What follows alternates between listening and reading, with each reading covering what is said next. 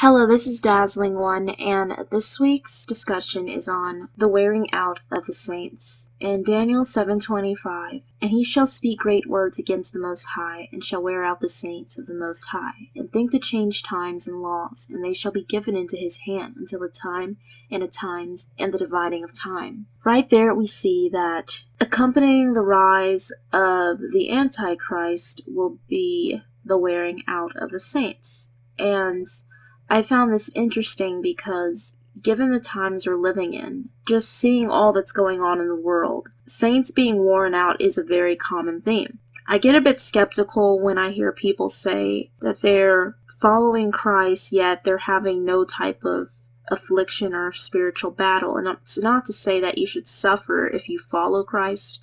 All I'm saying is that Satan will try to come for a season and bring you down. And I notice this trend among fellow saints that I speak to or who have contacted me. And from personal experience, this is something that I know to be true. One way in which Satan tries to wear us out is first through psychological tactics, such as sending people into our lives or creating experiences where we're constantly beat up all the time by some type of verbal abuse or emotional abuse. Or one tactic I noticed that's used often is getting your hopes up just so you can be let down, to create this pessimistic sense. I consider myself a realist, but at the same time, I try not to be cynical about everything, but it's hard when, just from past experiences and understanding the reality of certain things, that it's not always easy, but that's where faith comes in. Another way that he can break someone down psychologically is through just poor health in general. And sometimes poor health is our own doing. We don't eat the right things, we don't exercise, we don't get enough sleep. But I will say this, with the way our matrix system or the way our society is set up, I mean, it's part of capitalism. Not that I'm endorsing socialism at all, but part of it is that we work to live. We work to make money so we can have a life. And because of it, we're constantly working. We barely have any time to spend with our family or with our friends or alone. And that can be difficult as well. So when we're constantly working, some of us have to commute. I have the privilege of being a full-time student, so I don't have the load of doing regular work, but I do schoolwork all the time because I'm taking 18 hours and then I'm driving a good hour a day, which basically turns into 2 hours. I lose 2 hours of my time. I believe the average American commutes 25 minutes a day. So to me, that would be amazing if that was all my commute was, but that's another way in which people don't get enough rest as well. And it's been proven by studies that when people are constantly stressed, their cortisol levels go up. People can experience adrenal fatigue, which leads to weight gain and all types of other symptoms as well. And when you don't sleep enough, which some people have sleep disorders or insomnia, and I was looking into this, but apparently there's more brain plasticity with insomniacs, so they have an hyperactive brain, which isn't a surprise because I have trouble sleeping in general. I've talked about the night terrors, which I believe to be demonic in nature. I know that they'll say that sleep paralysis is the cause of someone waking up in between REM and waking and experiencing hypnagogic hallucinations, but my answer to that is, why does it stop whenever I call on the name of Jesus or Yeshua? And so that is one way in which my sleep was robbed in my youth. Between, I'd say, right before my 13th birthday, I was like 12, I experienced it not too long ago, about a couple weeks ago, which was the first time in a good 6 months I had been attacked. So I was very thankful that I hadn't been attacked that long. And even when I'm not experiencing sleep paralysis, which makes you tired if you're constantly dealing with it, I tend to just find myself rolling around at night, being unable to sleep. I'll toss and turn. I'll be awakened by noise, whether it's somebody driving by outside or my dog barking in the middle of the night or an hour or two before I'm supposed to get up for school. And other times I have these dreams, and I talked about this a couple of years ago. I called them problem solver dreams. I don't have a better term for this, but It's when you dream that you're completing a task. For me, often that entails doing chemistry equations or some type of mathematics or solving problems in my dream, but my brain is really working at it as if I'm doing all of this homework, so I get very exhausted when I wake up because it feels like I've been doing homework and figuring out equations and memorizing things all night. So that's another way in which I feel my energy is drained as well, is through these horrific dreams. I used to have a lot of nightmares as a child, and they would be mainly me getting attacked by somebody or running. And I've talked about a few of them on the channel before as well, but if anybody out there has dreams like I do where you're constantly completing tasks and you're solving problems and having to always use your critical thinking skills when you should be resting, just let me know. But that's another way in which sleep can be robbed as well. So when you couple just not being able to sleep, whether it's because you're having night terrors or because you're constantly being awakened because you're a light sleeper like myself, or because your internal clock isn't stable and you're only able to sleep about 5 hours at the most at a time, that can also have damaging effects on one's health.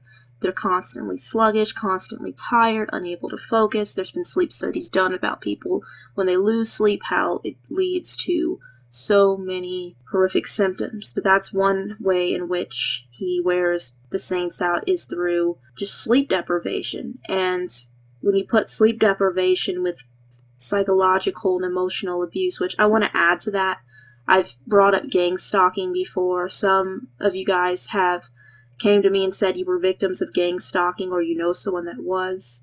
Other people have come to me and said, oh, gang stalking's not real, or it's spiritual nature. I believe that gang stalking does exist, but I also believe that there is witchcraft as well, and spiritual attacks that can occur as well. But that's another way, as well, as if someone's constantly working witchcraft against you and trying to put hexes on you. And I've had people, since I've made both the gang stalking video and the hex video, come to me and say, oh, you just want to blame everybody else for your problems, or you want to encourage people to do that. And that's not what I'm saying either. I always say, first, if you're experiencing these problems, look at the most natural and logical explanations before you jump to, oh, some witch hexed me, or oh, there's a network of people following me around. That's not what I'm encouraging to do right away. But sometimes there are way too many coincidences, which I don't believe in coincidences. And of course, a person takes responsibility for their own life and they do their best and they push forward. But when someone is constantly attacked all of the time, it wears them out, which is the point of this video.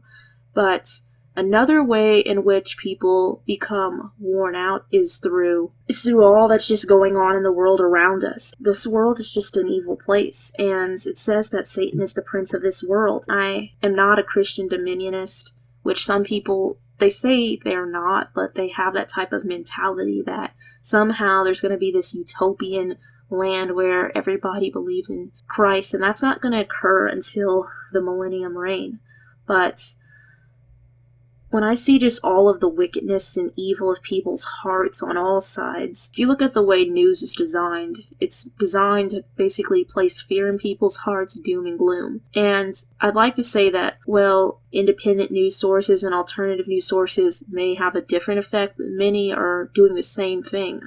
I go to find out what's happening, and of course I want to know what's happening, but sometimes I look and I just see nothing but doom and gloom and more pessimism coming from these alternative sources as well, which does nothing to really encourage or inspire or motivate. And it's not that I'm saying to shut your eyes to what's going on, because one should be aware, but it can be overwhelming when that's all you're consuming. And one thing I wanted to bring up as well with the whole wearing out is it can lead to someone's heart being hardened. The Bible talks about the love of many waxing cold, and that can occur because people are worn out, because people are sick and tired of the conditions that they're constantly suffering from.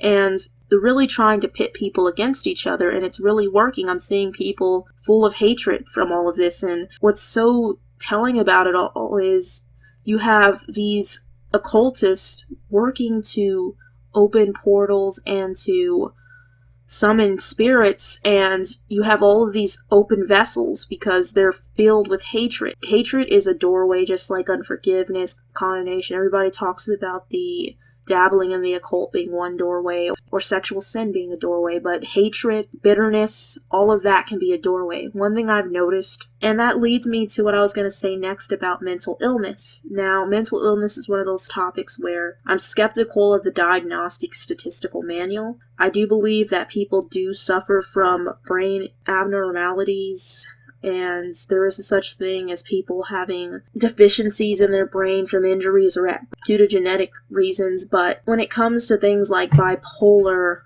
schizophrenia, anxiety, all of that, I believe you could find a spirit for all of that. And many people, of course, because we're in this Western world that laughs at the idea of there being a supernatural, would just dismiss it. But one thing I found interesting, and I wanted to share it, since I'm talking about saints, nearly 1 in 4 pastors, which is 23%, acknowledge they have personally struggled with mental illness, and half of those pastors said the illness had been diagnosed. According to the poll infographics, 1 in 4 U.S. adults experiences mental illness in a given year, according to the National Alliance on Mental Illness. So I found that stat interesting because there is a surge in mental illness, and it's not hard for me to believe. I know people who are diagnosed with anxiety and other forms of mental illness.